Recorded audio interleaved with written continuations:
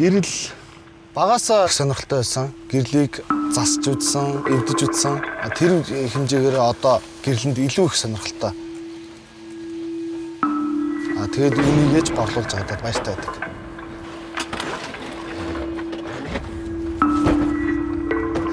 Миний ажил бол зөвхөн тогтой айл биш, тоггүй хот суурин газруудад ч гэсэн гэрэл түгэж байгаа болохоор давуу талтай бизнес юм болов.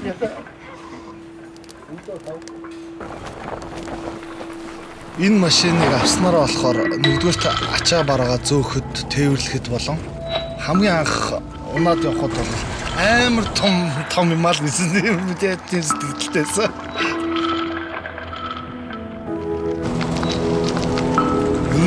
Дөрөв дугаар хайцдаг болохоор туулахгүй зам гэж байхгүй амар гой сэтгэл ханамжтай онж явдаг.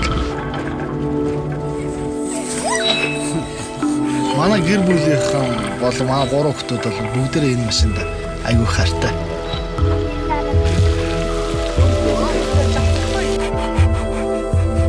Хэрэг зэрлэг амтан буюу чам манай Монгол улсад илбэгт гэрэл гэрэлтүүл зэрлэг амтнаас хамгаалахад илүү төхөн болдог.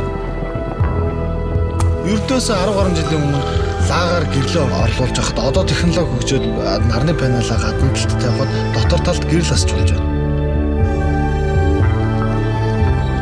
Эрт дээр үед монголчууд морин дэл дээр үүсчихсэн бол одоо бид нар хотчоод машинаар морио орлуулах болсон.